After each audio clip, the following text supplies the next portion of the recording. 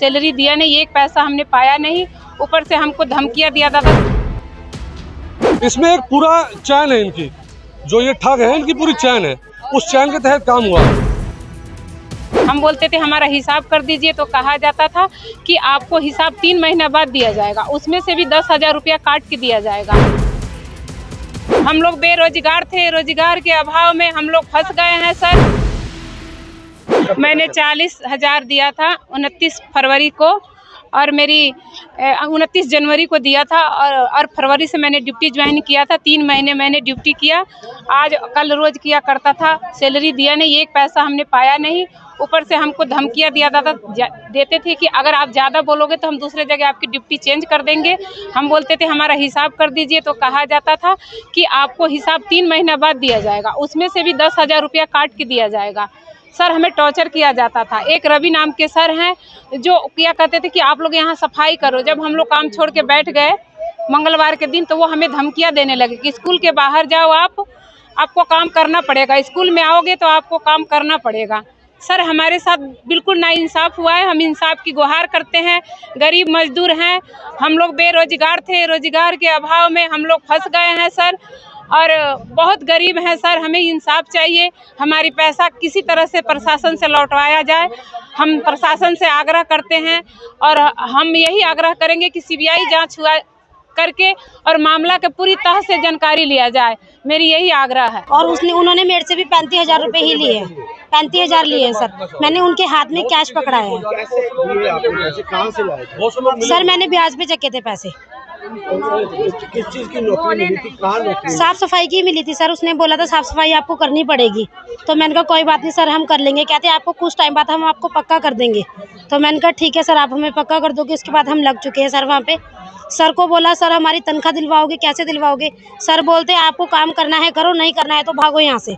Sir ने और madam ने सीधा ऐसे ही बोला है। जब हम प्रिंसिपल मैडम के पास गए हैं, तो उन्होंने बोला है कि जिम्मेवारी मैं ले रही हूँ, आप लोग काम करते जाओ, जरा सी भी मट्टी मुट्टी नहीं दिखनी चाहिए, खिड़की वगैरह सारा कुछ एकदम साफ होना चाहिए। उन्होंने ऐसे बोला है सर। देखिए विनोद जी, ये स्लम एरिया है, यहाँ पर महिलाएं कम पढ़ी लिखी हैं। दूसरा, अपने बजट से 100 रुपये 10 रुपये जो है जोड़ करके घर में रखा था। इसमें एक पूरा चैन है इनकी, जो ये ठग है इनकी पूरी चैन है, उस चैन के तहत काम हुआ। लेकिन चलिए, महिलाएं गुमराह हुई हैं, एक सेकंड, महिलाएं गुमराह हुई हैं, कोई बात नहीं, लेकिन कम से कम जिस स्कूल में महिलाएं काम कर रही हैं वो कहीं ना कहीं संदेह के घेरे में है। एक प्रिंसिपल जो पूरे स्कूल का संचालन करती है, उसमें सैकड़ों हजारों बच्चे पढ़ते हैं, उस मैडम से कैसे ये गलती हो सकती है? ये कहीं ना कहीं टोटल जो है प्रिंसिपल और इसमें कई लोगों की मिली भगत है। अब एक कर्मचारी जाकर के, जिसके गले में आई कार्ड नहीं है, जिसकी हाजिरी नहीं लग रही है, उसकी स्कूल में एंट्री हो रही है, क्या पता कोई आतंकवादी भी हो, उसमें बम भी रखा जा सकता है। तो ये साफ तौर पे खाली प्रिंसिपल नहीं, ये शिक्षा विभाग के तमाम लोग इसके अंदर शामिल हैं। केवल मात्र सस्पेंड कर देने से काम नहीं चलेगा। उसके बाद ऐसी ऐसी महिलाएं हैं जिन्होंने अपने गहने तक बेचे, गहने बेच करके उसको 40,000, 62,000, 50,000 रुपये दिए। ऐसी महिलाएं हैं जिन्होंने ब्याज पे पैसे लिए। विधवा औरतों ने पैसे कर्जे पे उठाए, वो ताकि अपना जीवन यापन कर सके। लेकिन इसमें हमारे उच्च नेताओं से बात हुई है, कल डीजीपी से इसके ऊपर मुलाकात भी है। डीजीपी इसके अंदर खुद संज्ञान लेंगे, और इसमें एक चीज़ और कि इसमें कड़ी जोड़ी जाएगी, चाहे वो कोई भी हो, किसके थ्रू पैसा गया, किसने पैसा लिया, इस बात को किसने फैलाया, इसमें कोई बख्शा नहीं जाएगा। पूरे शहर में एक बंदा इतने शातिर तरीके से शिक्षा विभाग में, जो मतलब हाईटेक सिटी के अंदर, चंडीगढ़ के अंदर आकर के इतना बड़ा घोटाला कर जाता है, और शिक्षा विभाग सो रहा है। शिक्षा विभाग की बहुत बड़ी लापरवाही है। पहली बात ये बताइए, प्रिंसिपलों की इतनी है, कल को कोई ऐसे आ जाए एनजीओ के नाम पे बोल के कोई बच्चे ही उठा ले जाए, कोई बच्चों को कुछ दे दे खाने में, कोई दुश्मनी, कोई भी जा सकता है। तो मतलब इन्होंने बिना कागज वेरीफाई किए इन्होंने इतना बड़ा लापरवाही की है। इनके ऊपर एक्शन होना चाहिए।